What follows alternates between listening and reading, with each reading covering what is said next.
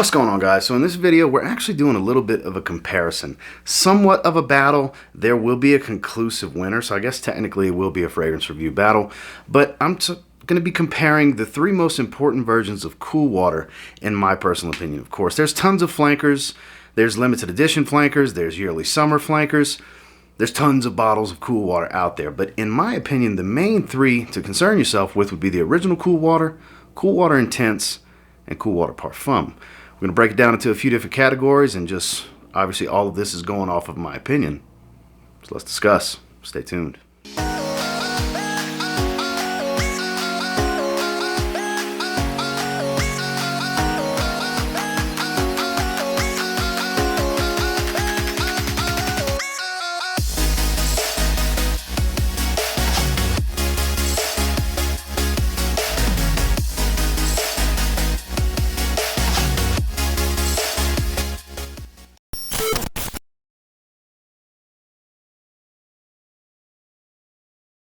Starting with the original Davidoff Cool Water. This is one that I don't go back to that often. I've had bottles of over the years.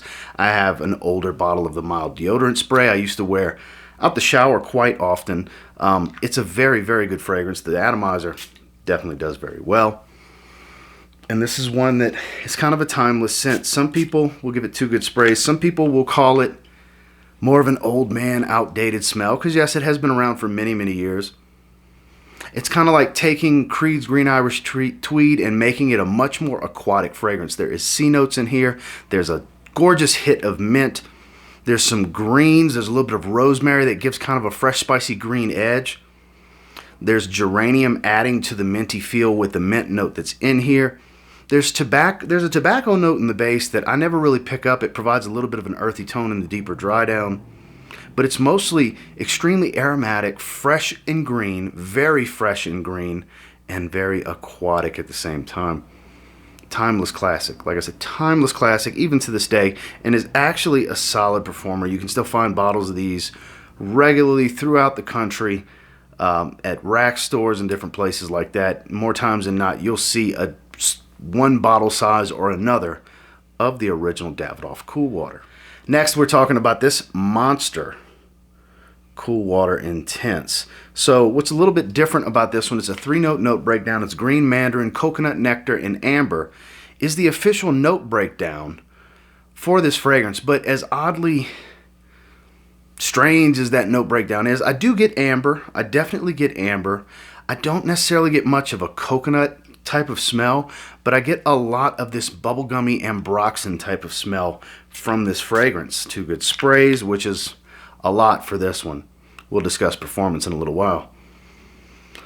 Much more modern take on mass appealing, crowd pleasing fragrance. The difference here is it's very loud in your face. You don't need a lot of sprays. Like I said, we'll discuss performance here in just a little bit, but for being named Cool Water Intense, it does not in any way, shape, or form smell like an intense version of the original Cool Water. These couldn't be, I don't know how much further apart they could be in scent profile, honestly. There's no minty green freshness here. There's no real C notes, watery, aquatic, marine feel to this fragrance. Like I said, it's more that bubblegummy, youthful, sweet, playful shower gel type of smell with a little bit of a warm amber background to kind of ground the fragrance. I love the way it smells, don't get me wrong. It just does not relate to the original. It's strange the way it's named, because honestly all 3 of these fragrances don't really share too much of a similar scent profile. They're kind of 3 standalone fragrances, which is what makes this video so interesting to make in the first place. Then finally, the newest version of Cool Water to my collection is Cool Water Parfum. This came out in 2021. I was very eager and excited to get my hands on this one. I had heard comparisons to Prada Lune Rosa Carbon, Dior Sauvage, all these different things, you know, ambroxan heavy blue fragrances, and I thought, ooh, that's my cup of tea. That's right up my alley. And the first time I smelled it, I was a little bit surprised on what I got, because there is a nice strong lemony feel here. There's some beautiful pink pepper that adds a bit of a sweet spice, but it's much more of a earthy vetiver fragrance in its core. Not too earthy, but a little earthy. When I say earthy, it's got like this kind of darker grass tone to it, but not a bright green type of smell. Very woody at the same time. The vetiver comes across earthy and woody. And it does smell like there's a little bit of ambroxan here. Not the ambroxan bomb that I find Cool Water Intense to be. And again, this couldn't smell any further from Cool Water Intense. It can relate slightly to the original Cool Water Eau de Toilette, but definitely another one opposite end of the spectrum in scent profile from Cool Water Intense, which again makes this kind of another standalone fragrance sharing a bottle shape and a namesake. What's different about this one is it does have a little bit more character than the Intense without being too obnoxious. Again, we'll discuss performance here in just a moment, but as far as the scent, it's actually the most versatile in my opinion. This is a great daily wear fragrance that is fresh enough to work in super high heat, but has enough body, character, and backbone density to the base of the fragrance with this earthy vetiver woody feel to work just fine in the cooler weather as well. I kind of think this is the best signature scent choice of the three, to be honest with you. What smells the best to me? I would say that would have to be Cool Water Intense. As far as scent, I think that's going to be the one, but the Parfum comes in a very close second in my opinion.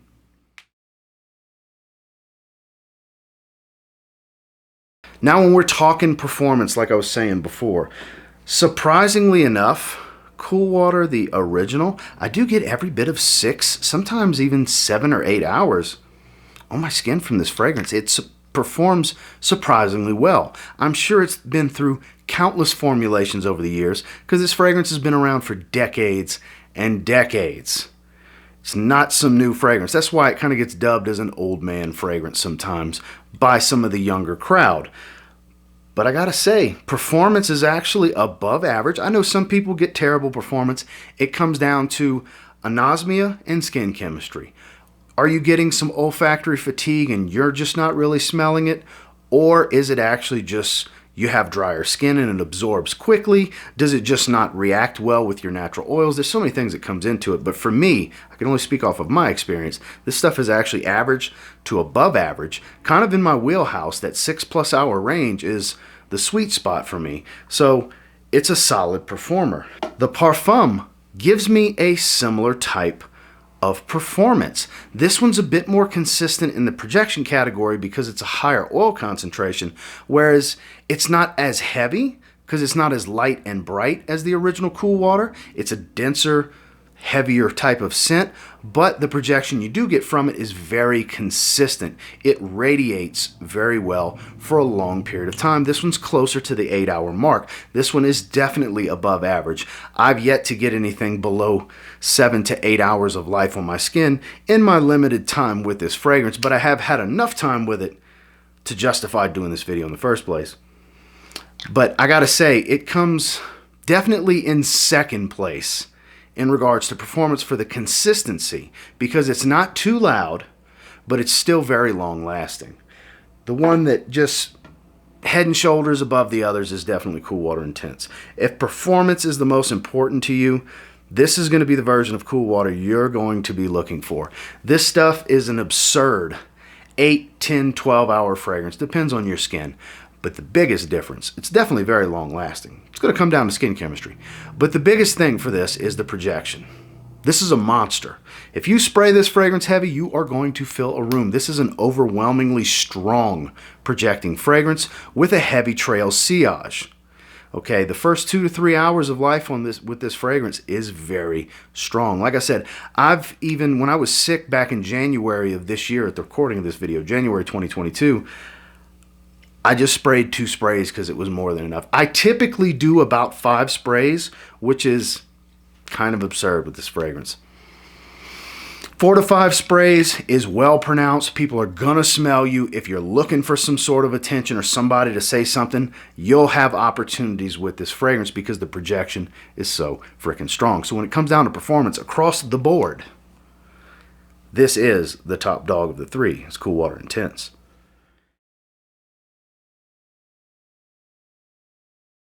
So the final category comes down to versatility. What is best to wear in the most situations?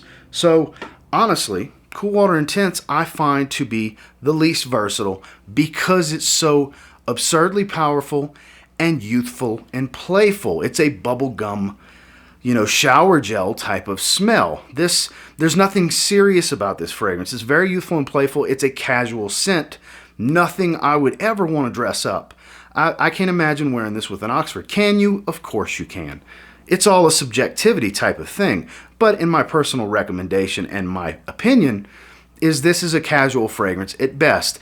Anything above a polo, I would want to go with one of the other two.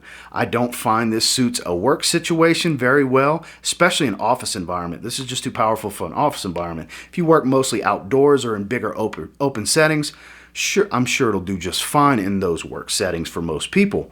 But I just think this is the least versatile because it can be too much for too many situations. Now next, I would have to give it to the original Cool Water here. So this is timeless. This dresses up and dresses down. This is as casual as you want it to be. You can wear this with a tank top if you want. On up to, this will go with a suit and tie. Is it the best choice for a suit and tie? Absolutely not, but it will work in a pinch. This has been a lot of guys' signature scents for a long, long time. My younger brother, he's been wearing this for years. This is his go-to. Up until I gifted him a bottle of Argos Baccio Immortelle for Christmas year before last, this was the fragrance in his collection. This is what he wore for everything. So versatility is definitely a much stronger asset and attribute to the original Cool Water. Like I said, you can dress it up, dress it down. There's nothing real serious about it, and there's nothing real playful about it. It kind of rides that line right in the middle to make it pretty versatile. Hyper versatile, no, but pretty versatile for the most part is the original Cool Water. The winner here in versatility is definitely going to be the Parfum in my opinion.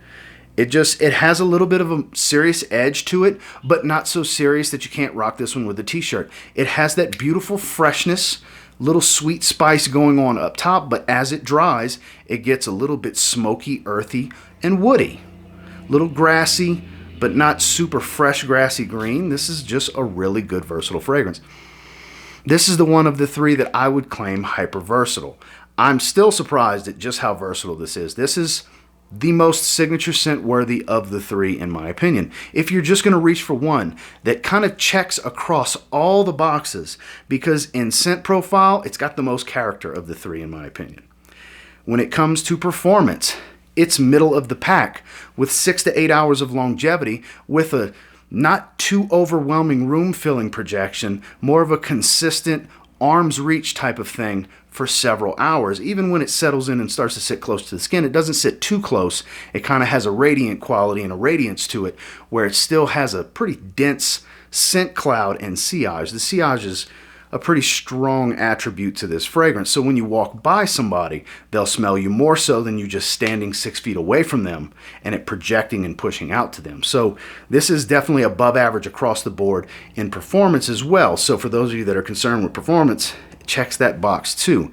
And then like I said, the versatility of this fragrance is unmatched among these three. While the original can definitely come close to it in versatility, I think there's just a little bit more of a serious, darker edge to this one that makes it dress up so much better than the original, but not so serious that you can't rock it with a Ralph Lauren polo t-shirt like I am right now. It'll be just fine. There's enough depth here for it to do pretty much everything. So the overall winner here, I think, because of versatility, above average performance across the board, and just complexity and depth of scent, Cool Water Parfum. Well, I hope somebody somewhere found this video helpful in some form or fashion. And until next time, do me a real quick favor, go ahead and like, comment, subscribe. So I do appreciate all the feedback, and I love hearing from you guys. I know some people just look for performance. If you just want absurd performance, there's a Cool Water fragrance for that. You're going to sacrifice some versatility, in my opinion, because it's a very youthful scent. Or some of you that are just looking for that timeless scent profile that's recognized by many, you can always go with the original. But like I said, if you're looking for the one that pretty much checks every box, it's not the strongest, but it's stronger than the original. This is the one, Cool Water Parfum. I'm telling you, you can find them out at the rack stores. I paid $25 for this 50 ml. They pop up at Marshall's. Absolutely worth every penny. If you see this one out there It's not exactly what you're going to be anticipating. The Prada Luna Rossa carbon comparisons and stuff like that that I had read about with this don't completely get that. Faintly similar, but it doesn't smell like Prada Luna Rossa carbon. So if you have Prada carbon, don't think you're looking at a redundant purchase if you roll the dice on this one on a blind buy. But that's my thoughts and feelings on the three. This is the one I would recommend the most. And until next time, I will say, if you get your hands on any of the cool water flankers, give them a spray now. You might end up thanking me later. Have a good one, guys.